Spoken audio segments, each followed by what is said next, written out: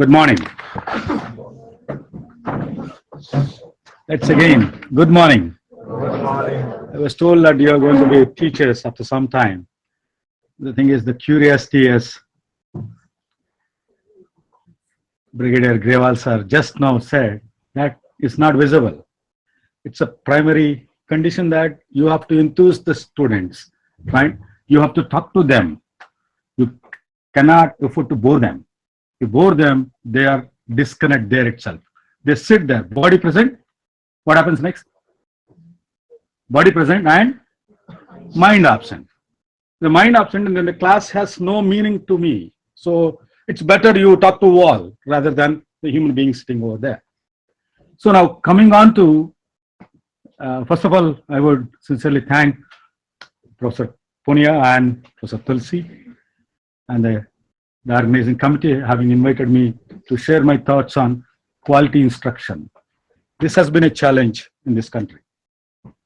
So challenge in the sense, so we are getting something which we need to contribute a little more. It is not that we are not at a status where we are self-sufficient on this area. But there are lots of things getting into this complex zone. Complex in the sense, it is not one dimension you solve this. There are several dimensions which we need to address. So now, per se, I just introduced myself. I'm a principal of BMS College of Engineering. This is in Bangalore. I think probably all of you know Bangalore, where it is located in the geographical status in India, and it is Karnataka state. And I'm also proud to say that this is the first private engineering college in the country. And there are other colleges are all government and government aided or etc. But ours was the first engineering college established in the country, in the motherland, India. So proud there to be associated with this institution. And it is now about 71-year-old institution. That means established in 1946. So now having said that, and we have also as good as about say 500,000 students and 380 faculty, out of that 40% of them PhDs. So quality of instruction is a major concern, and we every day really look into what is going on there. But it is very difficult in academia, any process which is coming in new, to stabilize that, to implement that, it takes longer time. It's not that one go it will not happen. So I have to see overall impact on the what is that we have been practicing. So one engineering graduate, one engineering batch, let us say we start implementing it, I would see only after 5 years. 4 years is the gestation period where they complete their degrees.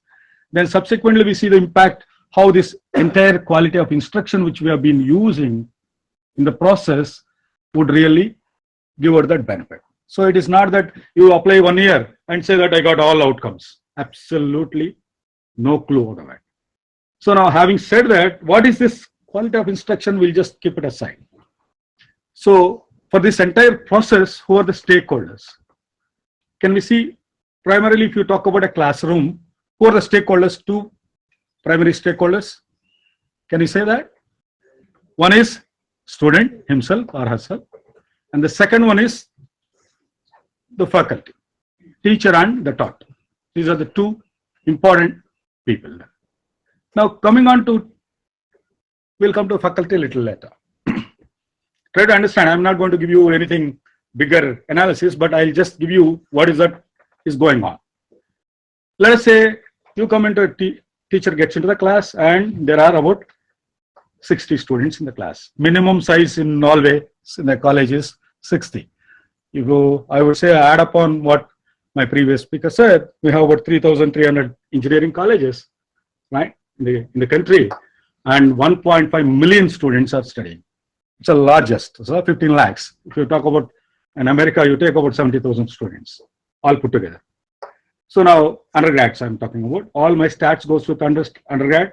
Though we have postgrad and research, I just primarily talk about this because this is the major area wherein we need to bring in quality practices where that goes, connect them to further higher learning. So having said that, what are these 3,000 and odd colleges, right? So the students flow into the system.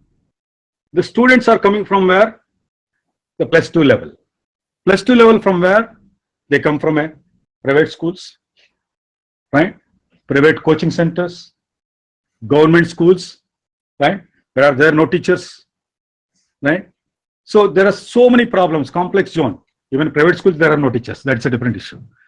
Now, when the students are coming in, the teacher has no idea, no clue the learning levels of the student. So I don't understand you. I am talking to you. Just see the problem there.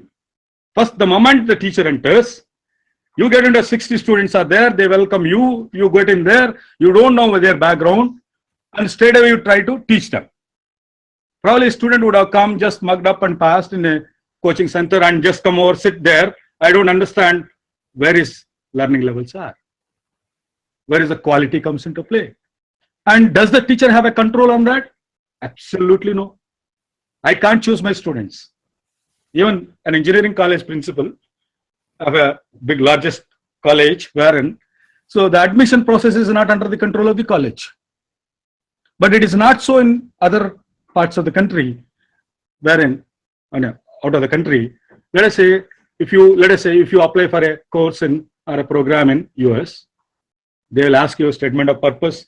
They check so many levels. They grade you and then have an interview and select you.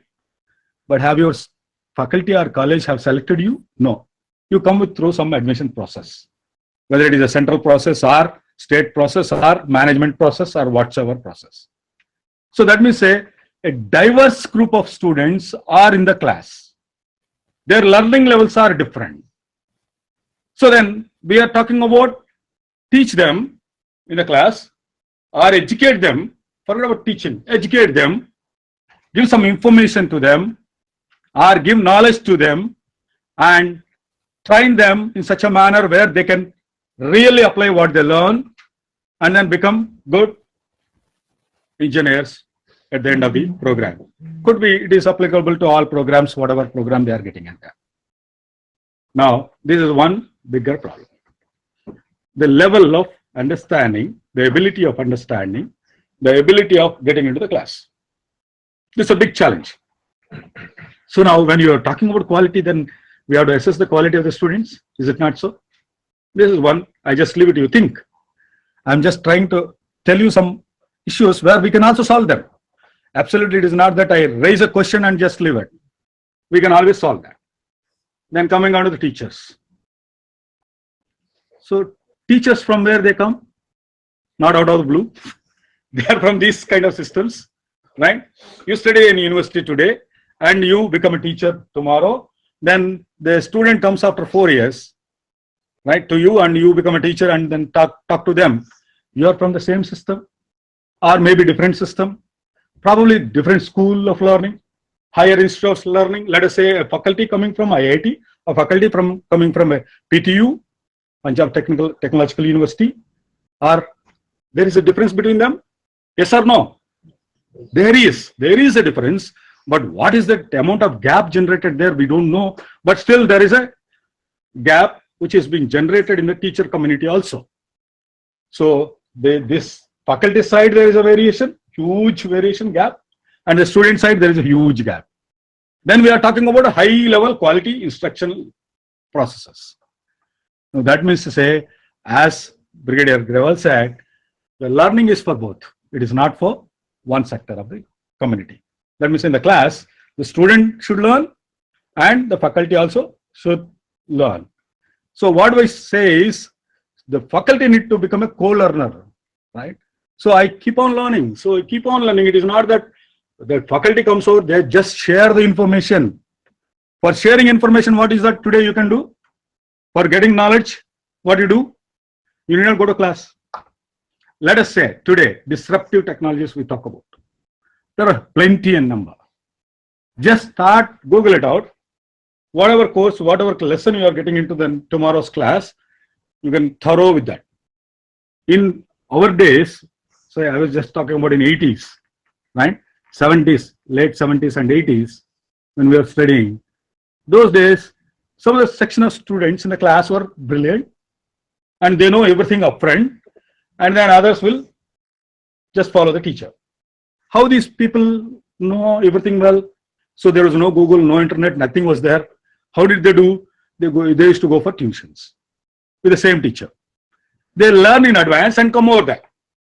So when that same teacher is delivering the lesson, so 50 of them are no clue about what his teacher is saying, but 5 to 10 of them are already knew what the teacher is going to say, what lesson, what problem is going to solve, how he is going to solve, all those things they know. Then there is a gap generated there. So the quality of instruction gets in a all time different. And today we talk about accreditation process. Accreditation process is nothing but assessing quality levels of an institution. It could be instruction, it could be facilities, it could be faculty qualification or levels or student input quality, all that comes into play.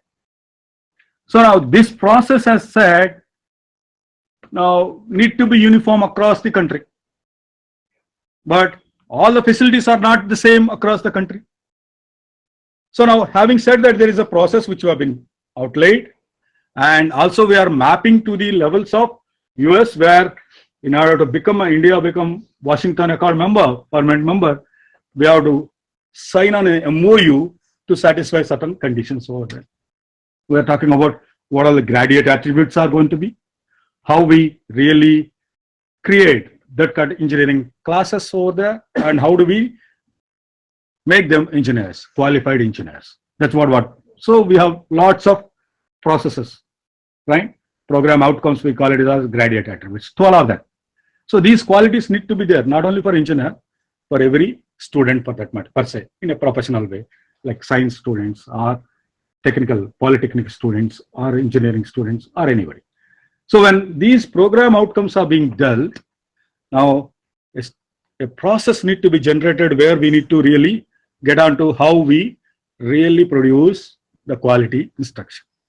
Quality instruction again comes in from 3 processes. That's we just talk about. Can I connect this PPT? Will not come there? Yeah. Okay. Now we say that pedagogy. So we just get in there 3 components which contributes to the pedagogy. Curriculum design, which curriculum design is something which is in art by itself. So it need to be very relevant. What is happening today is very important. If I talk history, nobody gets into the class. So we talk about relevancy of the curriculum design, and then the delivery. This is the delivery which we are talking about, quality of instruction. Instructions which are being given in the classroom or in the program are called as curriculum delivery. So teaching learning process, which is nothing but the delivery side. Then coming on to the third one is assessment.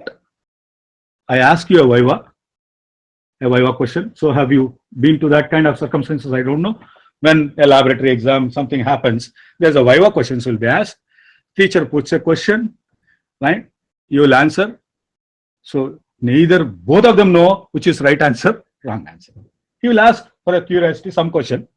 Teacher curiosity will be high, and student will give a right answer, but unfortunately teacher doesn't know that it is a right answer, right? So henceforth the student is failed having given right answer. So this is one simple example. Could be right also. There could be teacher is very brilliant, probably he would like to check, and teacher also wrong. I'm not say belittling anybody. So teacher and student, teacher and taught are equally important in the process. Now I would say the process of assessment need to be told to the student. Yes, these are the parameters which you are going to check. Let me say clear-cut rubric will be given how I am going to evaluate a student. Right? The student also gets prepared in the similar lines and come over. That kind of transparency which we need to bring in the instruction side. Otherwise, if the assessment is not known, what is that he's going to ask? What are the parameters I need to go through? The student will not connect. That means the student is not engaged in the process. So this is what is the bigger problem. What we define rote learning is happening. They just learn something and by heart and write something examination. They clear the paper and pass. Then henceforth you get a degree. This degree has no meaning to me. It is on paper. But if you talk to the student, right, or a graduate, he doesn't know what he's learned. Forget about after 4 years a degree. First semester, so second semester they come.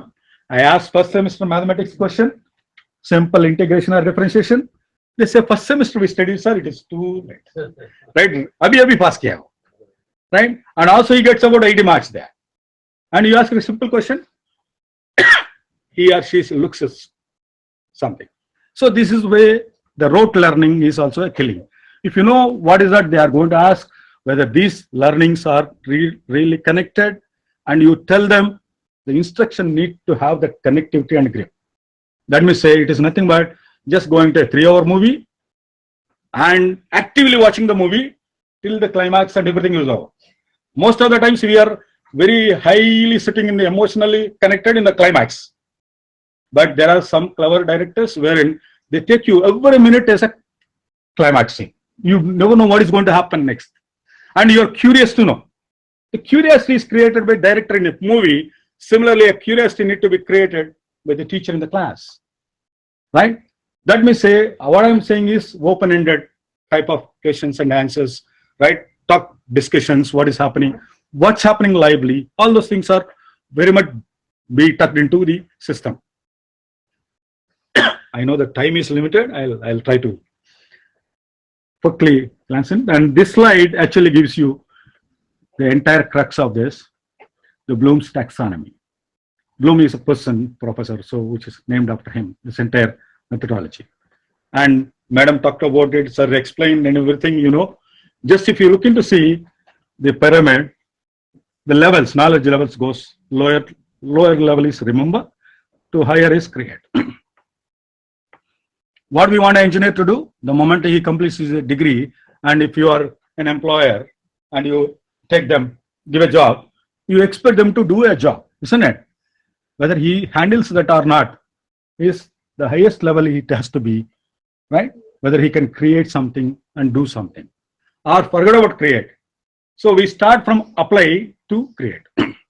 These are the 4 higher levels which we look into see. Unfortunately, today, the quality of instruction, barring some, it is under the stage where it is improving.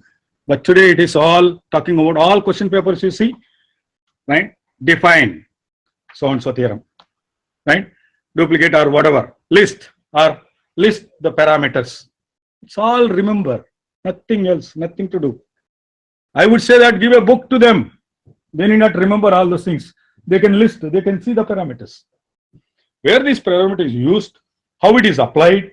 If you apply to these circumstances, what is the answer? Were you able to analyze applying to different situations? And can you evaluate which is the best option available? And then subsequently, using this knowledge, acquired knowledge, can you create something different using this benchmarks? Is the thing which we need to really look into. Then similarly, we have what is the Blooms have divided this entire learning domains into 3 major domains, learning levels, based on the learning levels. Now here 6 learning levels I'm showing, right? Quickly I go, I'll be very brief on that. 6 of them are there. So now first 2 are nowhere seen in the scenario today. Wherever whoever is practicing what is called as today, the outcomes based education. So the first 2 levels are nowhere there. But traditionally exam centered universities or processes, these 2 are the higher levels what they have. This is the irony of the situation. You have to overcome on that. 3 levels of domains, learning domains. One is cognitive, that is a knowledge, the information, the knowledge where transferred in the class, right, between the teacher and taught is the one thing. And then knowledge is with the head. So let us say you have gained and use that, you acquire a lot of knowledge. But so what? In a ocean, in a sea, you go a lot of water. A lot of water. Can you drink that? It's not use. So similarly, you acquire a lot of knowledge, no use. If you don't really go into the next stage where you effective. That means where you feel it. You have to have heart, right? Head and heart, right? Feel it. Feel it will not be sufficient unless until you do it, right? Do it. So create it. So these 3 levels domains are very important for us, wherein apply, analyze, evaluate, and create have been really taken into these 3 levels of domains. So this is very, very important, and the question papers and everything are now talking only at 2 lower levels, which are not been there. And this is not only for engineering education, it is applicable for even kindergarten, K-12, which we are talking about. In US, predominantly this has been used. Now, most of the times, घर में कुछ करते हैं हम, माँ बाप बच्चे जो होते हैं, ऐसा मत करो, ऐसा मत करो. Why ऐसा मत करो? Nobody tells them. ये करना मना है. क्यों? क्यों ये नहीं पूछेगा? Because थप्पड़ मारेंगे बड़े लोग. क्यों नहीं पूछेंगे? वो क्यों मतलब बोलने के लिए वो बोलेगा, पापा, you have to understand about the parent also, no? उसका parent नहीं बोला उनको. ऐसा होता है, right? So generation का problem है. And there is a generation gap. If you see, you talk about generations, forget about gap. Just if you have a small brother, younger brother, all the kids sitting here in your home, you both are different in several ways. There is a generation gap हो गया है भाई बहन में और भाई भाई में 2 years का फर्क, right? That's all. There's a generation gap. So the thinking style difference, the attitude changes. There's so many changes. So we have to take all this complexity and give instruction. So please understand the challenge on the teacher. Poor teacher never been tried, never been to gone to a class and understand the entire paradigm, and they don't know what is curriculum. As rightly said, they don't understand syllabi because they never been told. They have never been trained. So now this is an opportunity for you guys are really following it up. Let us see. Now this I talk to you. These are the 12 graduate attributes which are being followed. 12 graduate attributes which we talk about engineering, all these things, right? So first 5 of them are connected with the knowledge levels in the classroom, dealt upon and train that classroom, laboratories, etc. And remaining 7 of them, 6 to 12, are not tucked into the curricula, but as integral part of the curricula. So now how do we get them there? So lots of things, could be industry associations, could be other practical exposures or expert lectures, or so many things you have to really do, or their curricular, co-curricular activities, etc. Now, further thing is, what is that we are going to do as a human being? We are now Punjab University ka ladka padha hai, right? He will go to abroad straight away, right? Idhar nahi rehte. Then he will go to abroad US. Then where he will apply his what all that he has learned here? Where he will apply? So in US. US matlab kya ho gaya? It's a globe, right? It's a bigger, larger network area. He is small, localized boy or a girl going there and falling into that ambit, and they start working on real-time problems. So there is National Academy of Engineering, USA, they have identified 14 grand challenges. Similarly, we have INAE, Indian National Academy of Engineering, we have 15 grand challenges. Out of 15 challenges, out of 15 grand challenges, 14 of them are more or less same. You talk about water, energy, or whatever, virtual reality, all you talk about technology, you talk about nukes, all those things. You can see reverse engineering, everything, all of them. Now, what is that we are now trying to say here? Now, the graduate attributes connecting to grand challenges. How do we do? There are several graduate attributes, the 12 of them, which you learn in the course. And again, you have to apply the Bloom's level there. All this, how each level, engineering knowledge, you are at the stage of creative, or you are at the stage of evaluation, or you are just understood. Based on that, you will just apply to the equal grand challenges and try to get the solution. How best we understand, how best we apply what we have learned, how best we are capable of creating, all that depends on where you start. So nothing to blame the education system, right? Please understand, not to blame anything. Not to blame. We are coming from the Eastern education system and we are now here. But only thing is, whenever we talk about outcomes-based education, we talk about 3 parameters: knowledge and skill. This is happening in the class. where you can train during the 4-year or 3-year or 5-year program. And the one thing which is a common denominator, friends, you need to understand is the attitude. A, KSA are the fundamental grinding principles for this. So when you have an attitude, you can get into any level and start applying. It is not that you have to learn necessarily in the school.